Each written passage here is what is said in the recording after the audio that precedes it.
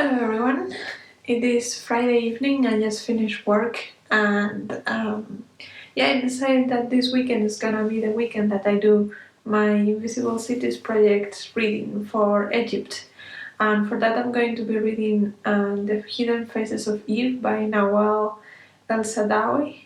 And yeah, I'll update you when I start that, and let's start Egypt reading and doing and all of the things.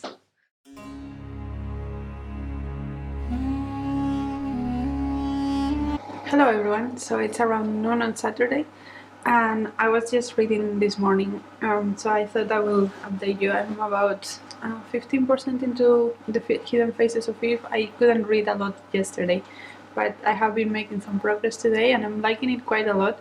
It's very academic. It's a very academic view of the position of women in the Arab world. And this was written on the 70s, so it's a bit updated on the view of Arabs in the Western world because it was before 9/11. So I think that that the view now is even worse than what she describes, but the points stand. And one thing I like is that she talks about how the Western world normally has a view that the Arab world treats their woman really badly, and they like they limit their freedom and stuff. And she's like, well, though that is true, and it's a physical barrier of mutilation and beating and all these things.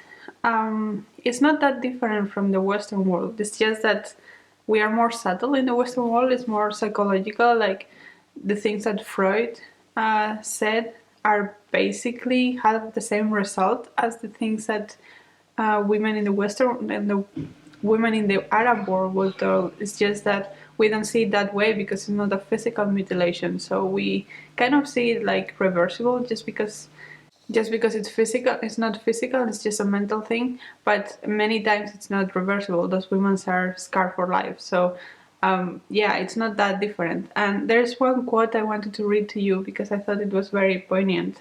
A socialist system where women work and receive equal pay to that of men does not necessarily lead to their complete emancipation, as long as the patriarchal family remains dominant and carries with a whole train of consequences in the relationship between women and men.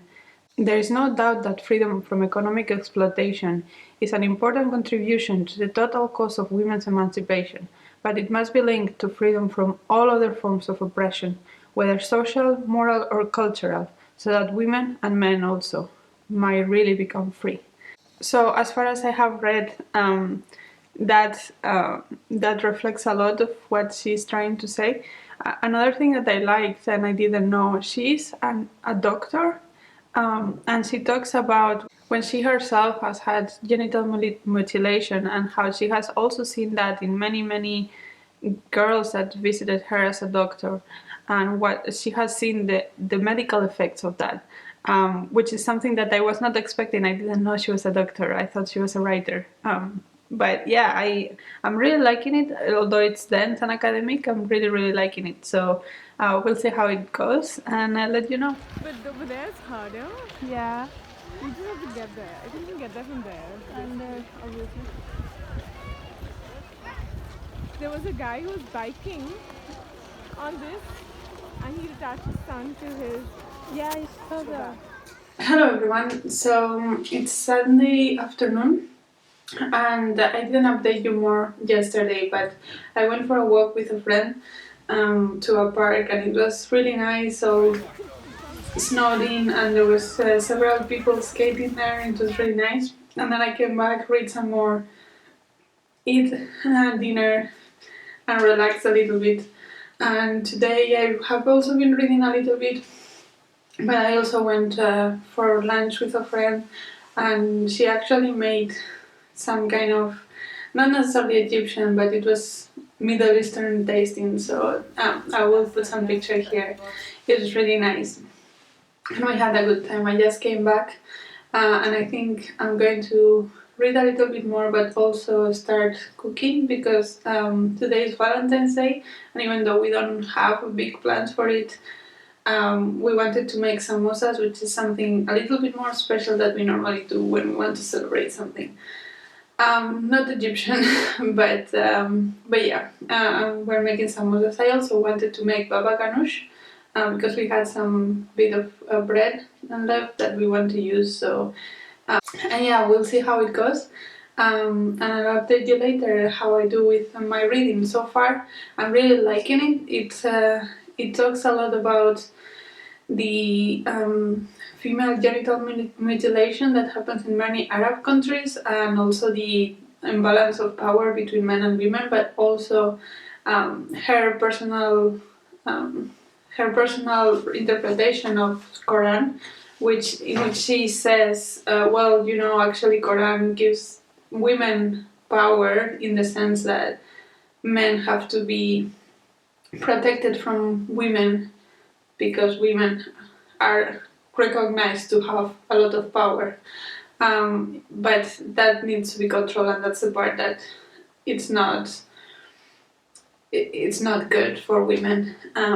But yeah, so I'm enjoying it so far. I'm over halfway through, and we will see what I think at the end. But yeah, I'll update you.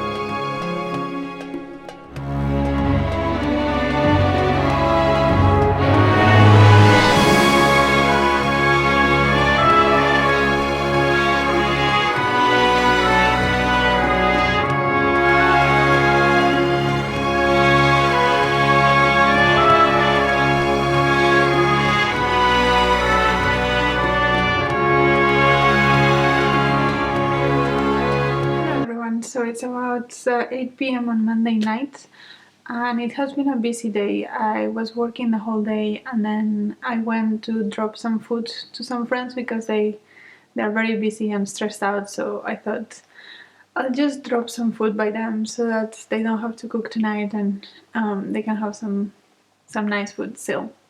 And I came back about an hour ago, and then I cooked my own food for dinner, and yeah, I was reading a little bit now. And I am about 50 pages, like ebook pages, from the end of the Nawal El Saadawi book, and it's really really interesting actually.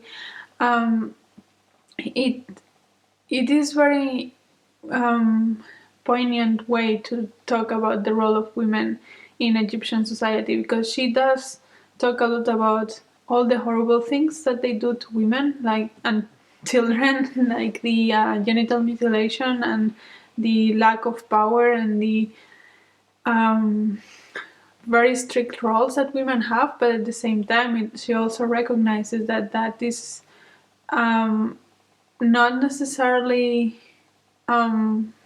worse in some ways to what Western women are going through.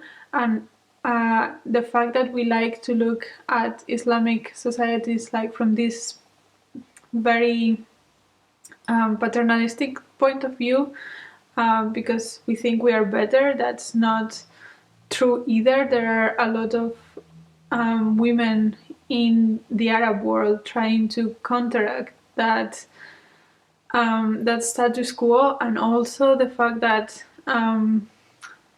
we normally don't associate Christian societies with the Inquisition, and therefore we should also not associate Islamic culture with something like ISIS, which is many times what we do. But we should also recognize that it is not intrinsic to Islam to be this constricted. It's this particular interpretation that it's dominating the Western eye at the moment that gives that idea, but it's not intrinsic.